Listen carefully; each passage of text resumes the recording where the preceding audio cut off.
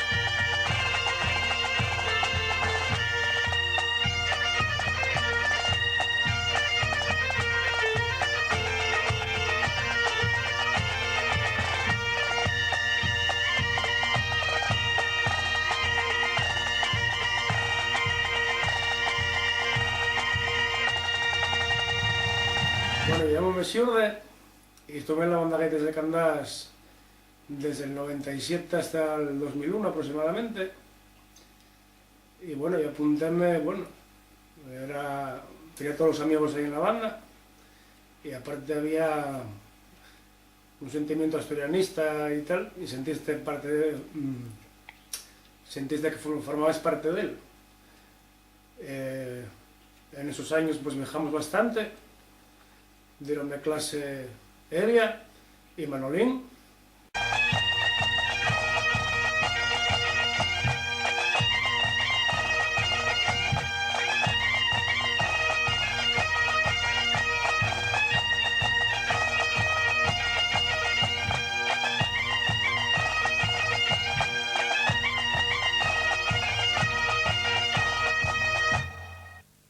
Hombre, bueno, yo estuve en la banda realmente más o menos del año 96 al 2000, una cosa así. Fue la época en la que Evia era director, estaba Manolín dando clases de percusión, yo concretamente tocaba la caja escocesa y bueno, empecé un poco como un juego. A mí siempre me gustó el tema de la percusión, el tocar batería y demás. Y bueno, pues también coincidió que tenía a gran parte de mis amigos metidos en la banda y bueno, te van comentando cosines de andar de actuaciones, y, en fin, pasarlo un poco bien, ir a algún viaje y aparte, bueno, disfrutar de lo que es la música. Ahora desde fuera veo la gente que es más comprometida con lo que es la música, se ven más músicos más profesionales y que les gusta. Y lo que veo mucho son, por ejemplo, yo tengo ahora 2 críos y que hay una cosa que llama mucho la atención, ¿no? La banda y demás. O sea, oyen tocar una gaita y a lo mejor ya sabes que una gaita está 2 calles más allá, la banda de gaitas y tal.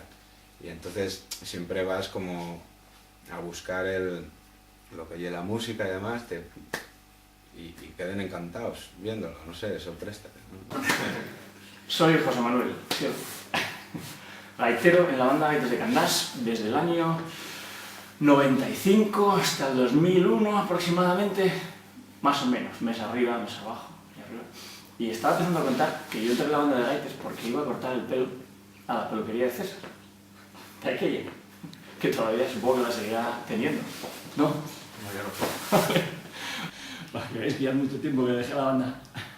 Y entonces, después de la con César, pues acabé entrando a la banda. Era cuando ella todavía no se había hecho famoso, todavía no tenía la gaita MIDI, y cuando la banda eran todavía 4 amigos con sus respectivos padres. Y al principio los viajes no eran tantos, pero recuerdo que era lo mejor de ir a ensayar y de ir a tocar. Que después sabíais que te esperaba un viaje, que era donde lo ibas a pasar bien. Y los viajes eran sobre todo a Galicia.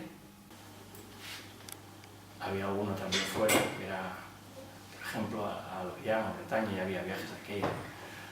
Y llegué justo cuando la banda acababa de volver de su primer viaje a la República Dominicana. Igual era el segundo ya, no me acuerdo. Pero vamos, que no me tocó a mí ir a la República Dominicana, a la suerte. Tampoco me tocó después ir a Argentina, ya de tarde, porque ya me jubilé. Pero fuimos juntos a Rimini. Rimini. Ya lo estábamos comentando ahora, menú de invierno, cómo escanciar sidra a menos 5 grados bajo cero. Para la abundancia. Navidades en Rimini. Navidades en Rimini, que estuvo muy bien. Bueno, voy a hablaros un poco de cómo empecé yo en la banda, principalmente. Fue allí, debuté en el año 98 en la cabalgata de Reyes, que eran las 2 funciones que se solía debutar la gente, o bien en la cabalgata, o si no podías alcanzar el nivel para la cabalgata, pues en el festival. Y me tocó hacerlo en un año que se juntaron diversas circunstancias, como fue que la banda de los más veteranos estaba tocando en Riosa o en Gijón y no llegaron a tiempo. Y entonces se formó una banda de trámite que estaba formada por los músicos que estábamos de aquella, todavía no pertenecíamos del todo a la banda, éramos estudiantes, digámoslo así. Y se dio la circunstancia también de que lo tuvimos que hacer con Mahón y todo el mundo con la gaita en do y con aquella pinta que teníamos paseando por Candás. Y me acuerdo de la cantidad de gente al torcer aquí en la curva del ayuntamiento, la cantidad de gente que había en la calle, que yo no conté con que se juntara tanta gente. ¿Aguas se acordará de algún detalle más? Sí, yo también fui de los que empezó en la cabalgata de Reyes, lo que pasa que un año después, en el 99. Y también me acuerdo del dato ese de que había muchísima gente viendo la cabalgata y claro, la primera vez que desfilas, que si llevar el paso, atender a lo que tocas y demás, era muy complicado de llevar, la verdad. Y luego nada, la verdad que la banda cambió mucho, pasamos por muchísimos locales diferentes de ensayo. Yo, por ejemplo, no sé tú, yo empecé ensayando los módulos que hay donde el Poeta Antón. Sí. Que bueno, luego fue cuando hubo aquel percance que quemó el local y bueno, estuvo la temporada, una temporada de la banda, si no recuerdo mal, ensayando en el Prendes. En el Teatro Prendes. Fueron ¿no? un mes y algo, estuvimos ensayando en el Prendes, que por cierto tenía una acústica perfecta. Sí, la verdad que para ensayar, sí, porque luego nos metieron en las escuelas donde está ahora el polivalente hecho. Y bueno, aquello la verdad que ensayar era un poco duro porque salías sordo de allí. Sordo y a denuncia semanal de los vecinos por el ruido que armábamos. Y luego ya después fue cuando, yo creo que también en parte por culpa de las denuncias de los vecinos, cuando nos mandaron para el Faro.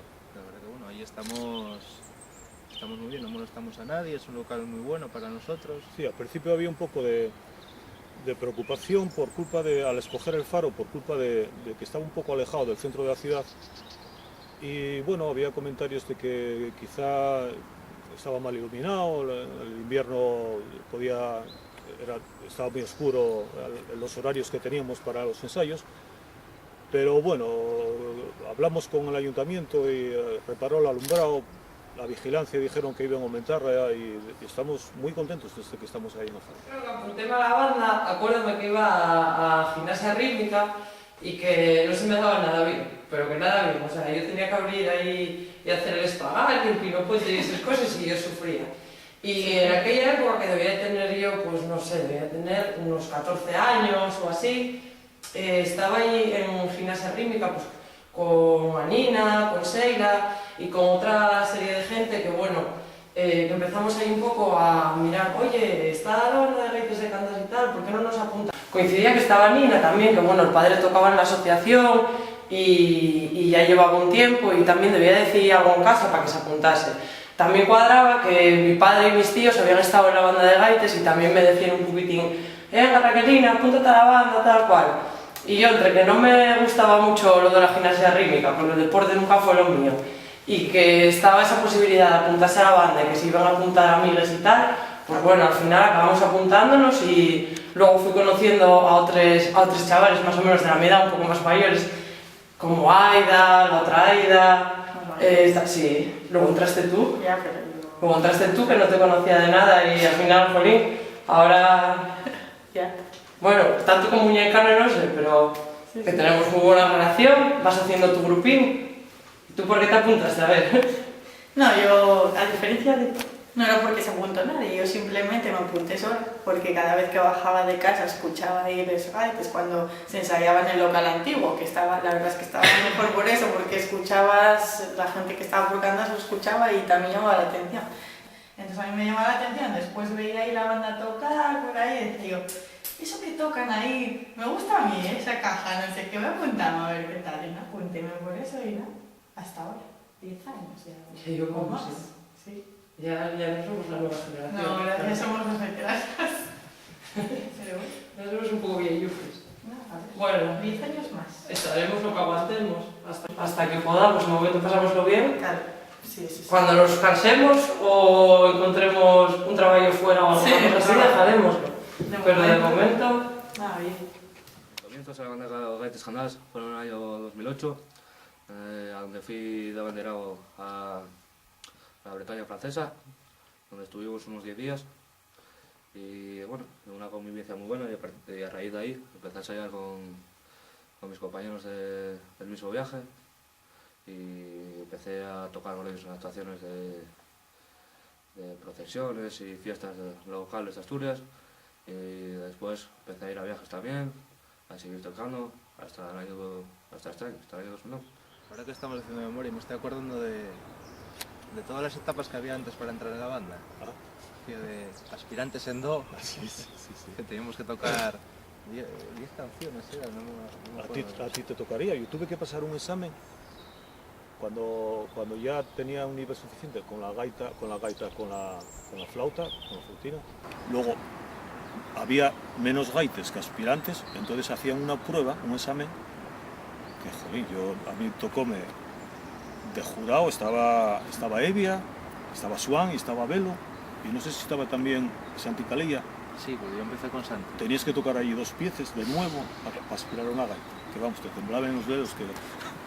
No, yo de aquella creo que no había problema, pero sí recuerdo que había como 2 pasos. Uno era aspirantes en do, sí, que tenías que tocar las canciones con las que empezabas a coger la gaita y demás. Y luego había otro paso que era aspirantes en si bemol, que eran 10 canciones que las tenías que aprender en 2 voces distintas. En primera obligatorio y luego segunda o tercera según te dijeran Belu o Swan o quien fuera. Que luego era cuando teníamos que cada X tiempo ir dando todo el repertorio hasta completar aquellas famosas 50 piezas que teníamos. El día que estabas inspirado, hoy voy a dar una pieza, En el año 98, creo recordar, en octubre por ahí, fue cuando se editó el disco de José Ángel, de Evia, Tierra de Nadie, que fue, bueno, un boom, ¿no? Que vendió, yo no sé si 2 millones de copias y que a la banda de Candás supuso 3 cosas importantes. Una, que de repente quedó sin director y profesor de gaita y de percusión. Aunque ya estaba, parece que ya estaba Manolín haciendo labores de profesor de percusión, porque bueno, Evia era muy buen profesor, pero claro, a medida que incorporamos la caja de alta tensión, los tenores, ya había la necesidad de un especialista. Y el mejor especialista en esa época, yo creo que era Manolín, o el más conocido, uno de los primeros que se dedicó especialmente a ese tipo de percusión en Asturias. Y bueno, cuando sacó el disco José Ángel, pues supúsonos que quedamos sin profesor de gaita y sin director. No de un día para otro, pero sí gradualmente. Él cada vez estaba más tiempo en Madrid y cada vez tenía más compromisos dentro de esa otra actividad profesional que estaba empezando. Y cada vez podía estar menos presente aquí. En un primer momento fue Santi Calella el que hacía esas funciones que dejó un poco vacantes José Ángel, como en excedencia, ¿no? Tanto en la escuela de música, que muchos éramos alumnos de gaita en la escuela de música de Evia, como en la banda, propiamente dicha, tanto en cuanto a la dirección como a la enseñanza. La segunda cosa importante que tuvo ese cambio y ese boom de Evia fue que la banda empezó a tener otro tipo de actividades diferentes. Hasta ese momento pues tenía les típicas en aquella época de una banda de gaites, participar en todo tipo de eventos oficiales, actos oficiales, fiestas y tal a nivel del concello de Carreño, fiestas, romerías, eventos o lo que fuera a nivel de Asturias, festivales intercélticos, festivales de bandas de gaites, festivales de música tradicional en el resto de España también, y algunas actuaciones internacionales que ya fuimos nombrando, pero a partir de ese momento empezó a haber también las actividades propias o las actuaciones de acompañar a Evia, que eran muy diferentes, eran o son, porque todavía se siguen llevando a cabo a día de hoy, a lo mejor con menos frecuencia, de una manera menos intensa, pero todavía de vez en cuando se hace alguna.